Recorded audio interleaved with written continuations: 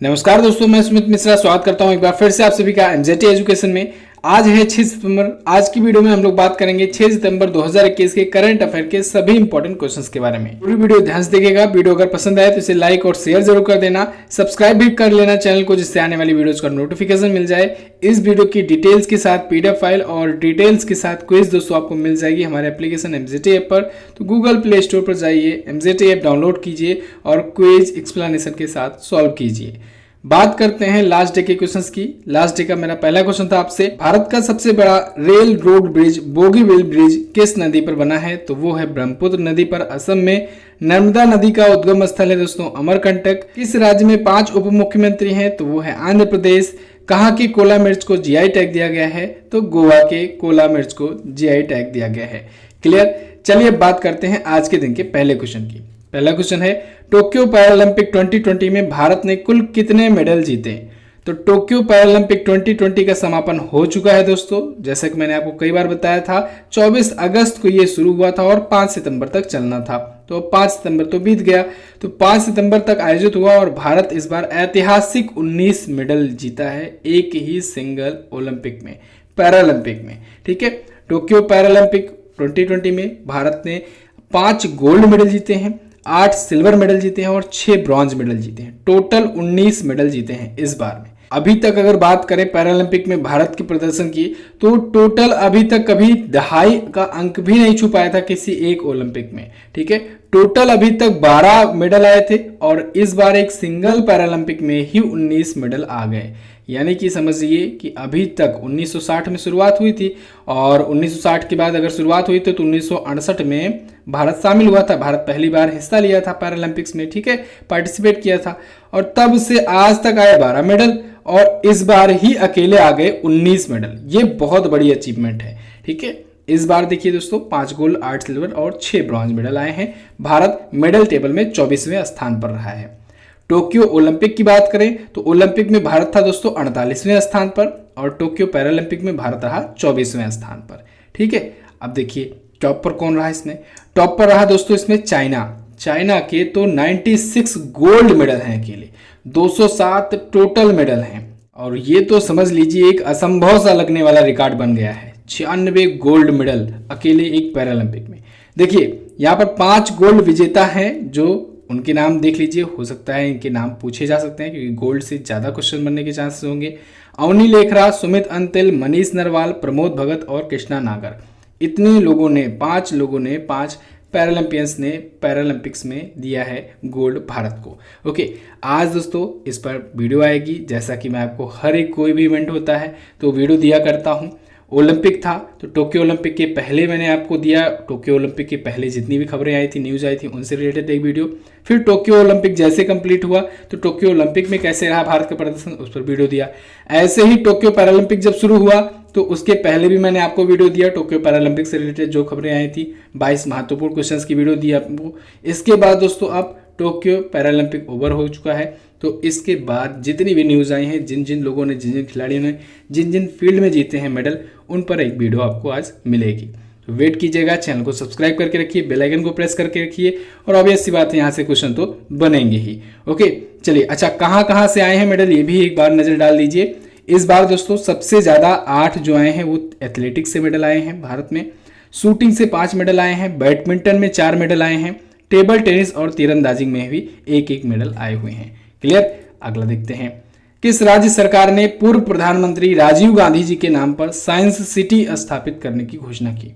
तो अभी हाल ही में दोस्तों महाराष्ट्र राज्य सरकार ने पूर्व प्रधानमंत्री राजीव गांधी जी के नाम पर एक साइंस सिटी स्थापित करने की घोषणा की है। कहाँ पर स्थापित की जाएगी? तो ये साइंस सिटी दोस्तों पुणे के पास पिंपरी चिंचवड़ में स्थापित की जाएगी। ठीक है, पुणे में। नाम क्या होगा साइंस सिटी का? Bharat Ratna Rajiv Gandhi science innovation city. इसके लिए दोस्तों 191 करोड़ रुपए दे रही है केंद्र सरकार भी। ओके, अच्छा अब राजीव गांधी जी का नाम आया है दोस्तों। पिछले कई दिनों से आप देख रहे हैं राजीव गांधी जी के नाम पर बहुत सारे क्वेश्चंस बन रहे हैं और खास करके इस प्रकार से क्वेश्चन बन रहे हैं कि कई जगहों पर नाम हटाए जा रहे हैं, कई जगहों पर नाम जोड़े जा रहे हैं। जैसे अभी देखिए, अभी असम की कैबिनेट ने एक औरंग नेशनल पार्क था जिसका पुराना नाम था राजीव गांधी औरंग नेशनल पार्क, उसमें से राजीव गांधी जी का नाम हटा करके कर दिया है औरंग नेशनल पार्क। इसके अलावा अभी खेल रत्न पुरस्कार से भी नाम बदला गया है। राजीव गांधी खेल रत्न पुरस्कार हुआ करता था, नाम बदल करके मेजर ध्यानचंद खेल रत्न पुरस्कार कर दिया गया है।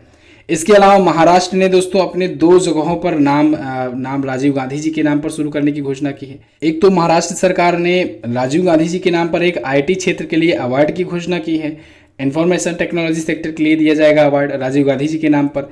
और एक ये वाला क्वेश्चन देख लीजिए अभी जो आया है, साइंस सिटी की स्थापना की जाएगी। ठीक है, अच्छा, राजीव गांधी जी दोस्तों भारत के सबसे युवा प्रधानमंत्री थे और ये भारत के 7वें नंबर के प्रधानमंत्री थे। अभी छत्तीसगढ़ सरकार ने दोस्तों राजीव गांधी ग्रामीण भूमिहीन मजदूर न्याय योजना शुरू की है। इसका भी नाम है आपको याद रखना है, राजीव गांधी ग्रामीण भूमिहीन मजदूर न्याय योजना, छत्तीसगढ़ सरकार की योजना है। और अभी 1 अगस्त को सद्भावना दिवस मनाया गया, जो कि राजीव गांधी जी के ही याद में मनाया जाता है, उनकी जयंती के अवसर पर मनाया जाता है। इतने सारे क्वेश्चन आपको राजीव गांधी जी से रिलेट करके याद रखने हैं। अब महाराष्ट्र आया है, महाराष्ट्र देख लीजिए मैप में, ये रहा महाराष्ट्र, ये रहा महाराष्ट्र और गुजरात दोस्तों, ये अलग हुए थे 1 मई 1960 को। तो 1 मई को महाराष्ट्र स्थापना दिवस और गुजरात स्थापना दिवस दोनों मनाया जाता है। महाराष्ट्र अपना बॉर्डर देखिए मध्य प्रदेश से शेयर कर रहा है, गुजरात से शेयर कर रहा है, छत्तीसगढ़ से, तेलंगाना से, कर्नाटका से और इधर ये गोवा से भी अपना बॉर्डर शेयर कर रहा है। महाराष्ट्र की राजधानी होती है मुंबई और नागपुर। मुंबई इसकी समर कैपिटल है और नागपुर है विंटर कैपिटल। चीफ मिनिस्टर हैं उद्धव ठाकरे शिवसेना पार्टी से, भगत सिंह कोश्यारी जी यहाँ के गवर्नर हैं और दीपांकर दत्ता जी बॉम्बे हाईकोर्ट के करंट टाइम पर हैं चीफ जस्टिस। यहाँ की झीलों के बारे में बात करें तो लोनार झील, इसका नाम आपको याद रखना है, इसका रंग भी गुलाबी हो गया था तब भी ये चर्चे में आया था। उपवन झील, शिवसागर झील। नेशनल पार्क में दोस्तों ताडोबा राष्ट्रीय उद्यान है, चंदोली नेशनल पार्क है, भीमाशंकर वन्यजीव अभ्यारण्य है। दर्रों में अगर बात करें तो भोर घाट, थाल घाट, अंबा घाट, ये हैं दर्रे महाराष्ट्र के पासेस। ओके, लोक नृत्य में लावड़ी लोक नृत्य बहुत बार एग्जाम में पूछा गया है, इसको तो आपको याद ही होना चाहिए, लावड़ी। ठीक है, और पोवाड़ा, उसके बाद कोली। ठीक है, चर्चित स्थलों में देखिए औरंगाबाद है, यहाँ पर अजंता एलोरा की गुफाएं वगैरह हैं। पुणे में भी चर्चित जगह है, मुंबई तो है ही, व्यापारिक राजधानी हुआ करती थी। ठीक है, महाबलेश्वर है, नासिक है, नासिक अंगूर के लिए फेमस है, सबसे ज्यादा अंगूर की खेती भारत में यहाँ पर होती है। अब बात करते हैं अगले क्वेश्चन की। द मॉर्निंग कंसल्ट के अनुसार दुनिया के सबसे लोकप्रिय नेता कौन बने? तो अभी हाल ही में द मॉर्निंग कंसल्ट ने दोस्तों एक रिपोर्ट अपनी जारी की है। इस रिपोर्ट में इसने वर्ल्ड्स मोस्ट पॉपुलर लीडर की लिस्ट जारी की है। इसमें टॉप पर हैं हमारे प्राइम मिनिस्टर नरेंद्र मोदी जी। ये बहुत ही फक्र की बात है हमारे इंडिया के लिए कि अपने जो प्राइम मिनिस्टर जी हैं ये दुनिया के मोस्ट पॉपुलर लीडर हैं। टॉप 5 की अगर बात करें तो देखिए फर्स्ट पर नरेंद्र मोदी जी हैं, भारत के प्राइम मिनिस्टर। सेकंड पर लोपेज ओब्राडोर हैं, मैक्सिको के प्रेसिडेंट। थर्ड पर हैं मारियो द्राघी, इटली के प्राइम मिनिस्टर। फोर्थ पर हैं एंजेला मार्केल, जर्मनी की चांसलर हैं। फिफ्थ पर हैं जो बाइडेन, अमेरिका के प्रेसिडेंट। सोचिए, अमेरिका के प्रेसिडेंट 5वें स्थान पर हैं उस लिस्ट में, जिस लिस्ट में नरेंद्र मोदी जी हैं टॉप पर। चलिए अगला क्वेश्चन देखते हैं। हाल ही में कहां पर सोलुंग महोत्सव मनाया गया? तो अभी हाल ही में सोलुंग महोत्सव दोस्तों मनाया गया अरुणाचल प्रदेश में। सोलुंग महोत्सव ये 5 दिवसीय महोत्सव था, 1 सितंबर से 5 सितंबर तक ये आयोजित किया गया। ये वहां पर यानी अरुणाचल प्रदेश में अच्छी फसलों की तलाश के लिए बीज बोने और रोपाई करने के बाद मनाया जाता है। बहुत ही फेमस होता है अरुणाचल प्रदेश में। ठीक है, प्रसिद्ध त्यौहार है, प्रसिद्ध उत्सव है। पहले दिन को वहां पर सोलुंग गिदी डोगियन कहा जाता है और इसी वजह से इसका नाम सोलुंग महोत्सव भी पड़ा है, जिसका मतलब होता है तैयारी का दिन, यानी सब कुछ तैयार किया जाता है। दूसरे दिन को दोस्तों मुख्य दिन कहा जाता है, इसे डोरेफ लॉन्ग के नाम से भी जाना जाता है। किस नाम से? डोरेफ लॉन्ग, जिसे पशु बलि का भी दिन कहा जाता है। ऐसे ऐसे 5 दिन को एक एक नाम दिया गया है। तो अरुणाचल प्रदेश में ये मनाया गया सोलुंग महोत्सव। अरुणाचल प्रदेश आया है, देखिए मैप में है कहां पर अरुणाचल प्रदेश। ये रहा अरुणाचल प्रदेश। अभी कल भी मैंने आपको इसके बारे में बताया था। 20 फरवरी 1987 को दोस्तों ये भारत का 24वां राज्य बना था। राज्य का दर्जा इसे 24वें के रूप में मिला था। 23वें के रूप में मिजोरम को मिला था एक ही दिन, यानी 20 फरवरी 1987 को मिजोरम भी गठित हुआ और अरुणाचल प्रदेश भी। दोनों को पूर्ण राज्य का दर्जा दिया गया 23वें और 24वें के रूप में। इसका पुराना नाम था दोस्तों नेफा, नेफा नाम था इसका, ठीक है, नॉर्थ ईस्ट फ्रंटियर एजेंसी, और इस नाम से भी ये क्वेश्चन बने हुए हैं तो पूछे जा सकते हैं। अपना बॉर्डर असम से और नागालैंड से ये शेयर करता है, अरुणाचल प्रदेश। ईटानगर यहाँ की राजधानी है। पेमा खांडू बीजेपी पार्टी से यहाँ के चीफ मिनिस्टर हैं। बी.डी. मिश्रा जी यहाँ के करंट टाइम पर हैं गवर्नर, और सुधांशु धूलिया दोस्तों यहाँ के हैं गुवाहाटी हाई कोर्ट के चीफ जस्टिस। यहाँ की झीलों के बारे में बात करें तो संगेस्तर झील है। नेशनल पार्क में नामदफा नेशनल पार्क बहुत बार पूछा गया एग्जाम में। कमलांग टाइगर रिजर्व है यहाँ पर। ईटानगर वन्यजीव अभ्यारण्य भी है यहाँ पर, ठीक है। दिबांग वन्यजीव अभ्यारण्य, पाखुई टाइगर रिजर्व, ये सब यहीं पर हैं। लोक नृत्य में देखिए बुइया है, छालो है। ओके, अगला क्वेश्चन देखते हैं। राष्ट्रीय शिक्षक दिवस किस महापुरुष की जयंती पर मनाया जाता है? तो राष्ट्रीय शिक्षक दिवस दोस्तों प्रत्येक वर्ष 5 सितंबर को मनाया जाता है। अभी कल मनाया गया, और ये डॉक्टर सर्वपल्ली राधाकृष्णन जी की जयंती पर मनाया जाता है। डॉक्टर सर्वपल्ली राधाकृष्णन जी दोस्तों भारत के दूसरे प्रेसिडेंट थे, दूसरे नंबर के राष्ट्रपति थे। ये 1962 से 1967 के बीच में रहे प्रेसिडेंट, और इन्हीं की याद में राष्ट्रीय शिक्षक दिवस मनाया जाता है। और कल शिक्षक दिवस पर आप सभी लोगों ने विश किया, इसके लिए बहुत बहुत धन्यवाद। और भी कुछ महत्वपूर्ण दिवस हैं दोस्तों जो महापुरुषों की याद में मनाए जाते हैं, उनको भी हम लोग यहीं से जान लेते हैं। यहाँ भी क्वेश्चन बन सकते हैं, बहुत ही अच्छा ये रिवीजन होगा आपका। जैसे विश्व छात्र दिवस है, 15 अक्टूबर को मनाया जाता है डॉक्टर APJ अब्दुल कलाम जी की जयंती के रूप में, ठीक है। इनकी जयंती होती है 15 अक्टूबर को, इसी वजह से विश्व छात्र दिवस मनाया जाता है। राष्ट्रीय शिक्षा दिवस दोस्तों 11 नवंबर को मनाया जाता है मौलाना अबुल कलाम आज़ाद जी की जयंती पर। मौलाना अबुल कलाम आज़ाद जी भारत के पहले शिक्षा मंत्री थे। राष्ट्रीय खेल दिवस 29 अगस्त को मनाया जाता है मेजर ध्यानचंद जी की जयंती पर, जिनके नाम पर अभी खेल रत्न का भी नाम, अवार्ड का नाम चेंज करके कर दिया गया है, यानी मेजर ध्यानचंद खेल रत्न अवार्ड कर दिया गया है, और अभी हाल फिलहाल में मनाया गया 29 अगस्त को राष्ट्रीय खेल दिवस। क्लियर है? अगला क्वेश्चन देखते हैं। भारत और अमेरिका के बीच चौथी 2+2 वार्ता कब आयोजित होगी? ये बहुत ही इंपॉर्टेंट क्वेश्चन है दोस्तों। 2+2 डायलॉग जो है अमेरिका और भारत के बीच में काफी दिनों से होती आ रही है, 2018 से ही। इस बार इसका चौथा संस्करण होने वाला है, और ये आयोजित होगा नवंबर 2021 में। कहां पर आयोजित होगा? तो ये आयोजित होगा दोस्तों वाशिंगटन डीसी में। इस बार वाशिंगटन डीसी में हो रहा है, और ये जब शुरू हुआ था यानी 2018 में, तब पहली बार हुआ था नई दिल्ली में। इसको भी याद रखना है आपको। ये 2+2 डायलॉग होता क्या है, वार्ता होती क्या है? तो देखिए दोस्तों, इसमें क्या होता है, 2 इधर से भारत की तरफ से, और 2 जो है ये अमेरिका की तरफ से मंत्री रहते हैं। कौन से मंत्री रहते हैं? 2 में दोस्तों एक रहते हैं विदेश मंत्री और एक रहते हैं रक्षा मंत्री। ऐसे ही अमेरिका में, क्योंकि वहां पर जैसे जो यहाँ पर जिसको हम लोग रक्षा मंत्री और विदेश मंत्री कहते हैं, ऐसे अमेरिका में उसे रक्षा सचिव और विदेश सचिव कहा जाता है, ठीक है। तो वहां पर रक्षा सचिव और विदेश सचिव रहेंगे। इन चारों के बीच में होती है मीटिंग, ठीक है। तो 2+2 इसीलिए कहा जाता है, ठीक है, यानी 2 इधर से और 2 दूसरे तरफ से, तो दोनों पक्षों के बीच में होती है वार्ता। 2018 से ही शुरू हुआ है, और रक्षा और विदेश से रिलेटेड ही मुद्दों पर इस बात होती है। अब इसकी घोषणा किसने की है? हर्षवर्धन श्रृंगला जी ने की है। ये कौन है? ये विदेश सचिव हैं। बहुत ज्यादा इंपॉर्टेंट नाम है, हमेशा आपको ये नाम दिखेगा दोस्तों विदेश सचिव का, और इनका नाम तो बिल्कुल आपको पता होना चाहिए। किसी भी सचिव का नहीं याद है, लेकिन विदेश सचिव आपको पता होना चाहिए, ठीक है। चलिए, तो भारत के विदेश मंत्री कौन है? एस जयशंकर जी। रक्षा मंत्री कौन है? राजनाथ सिंह जी। ये दोनों रहेंगे, इसमें हिस्सा लेंगे। अमेरिका में जो विदेश सचिव हैं, जैसे कि मैंने आपको बताया, विदेश मंत्री जो हैं, और भारत में जो विदेश मंत्री हैं, वो पद वहां पर विदेश सचिव के नाम से जाना जाता है, लेकिन भारत का विदेश सचिव का पद दूसरा होता है, ठीक है। यहाँ पर देखिए, अमेरिका के जो विदेश सचिव हैं वो हैं एंटोनी ब्लिंकन। रक्षा सचिव कौन है? Lloyd Austin. ओके, तो इन्हीं चारों के बीच में ये वार्ता होनी है। कब? नवंबर 2021 में वाशिंगटन डीसी में। अगला क्वेश्चन देखते हैं। भारत और किस देश के बीच में सिम्बेक्स नामक सैन्य अभ्यास आयोजित हुआ? तो भारत और सिंगापुर के बीच में दोस्तों सिम्बेक्स नाम का सैन्य अभ्यास आयोजित हुआ। देखिए, सिम्बेक्स आप यहाँ से तोड़ सकते हैं, मैंने आपको बताया था, बहुत ही अच्छे से डिकोड करना। जैसे ही कैपिटल लेटर में नाम लिखा हो तो आपको उसको फुल फॉर्म के रूप में तोड़ना है। जैसे सिंगापुर है, यहाँ पर सिम्बेक्स है, तो सिम्बेक्स में एस का मतलब होता है सिंगापुर, आई का मतलब होता है इंडिया, एम का मतलब होता है मैरीटाइम, बी का मतलब होता है बायलैटरल, और ई एक्स का मतलब होता है हमेशा एक्सरसाइज।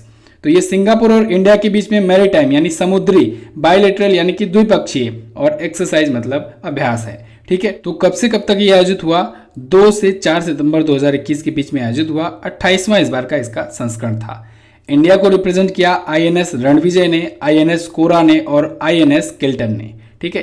अब सिंगापुर आया है। सिंगापुर को वर्ल्ड मैप में देखेंगे हम लोग है कहाँ पर, तो देखिए सबसे पहले ये रहा अपना प्यारा भारत। यहाँ से आप आएंगे इधर मलेशिया इंडोनेशिया के साइड में, तो यहीं पर दोस्तों मलेशिया के नीचे छोटी सी कंट्री यहाँ पर दिख जाएगी आपको, सिंगापुर।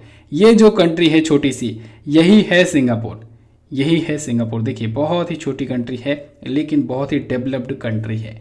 सिंगापुर की कैपिटल होती है सिंगापुर सिटी, और सिंगापुर की मुद्रा होती है सिंगापुरियन डॉलर, और सिंगापुर के करंट टाइम के प्रेसिडेंट है हलीमा याकूब। कौन है?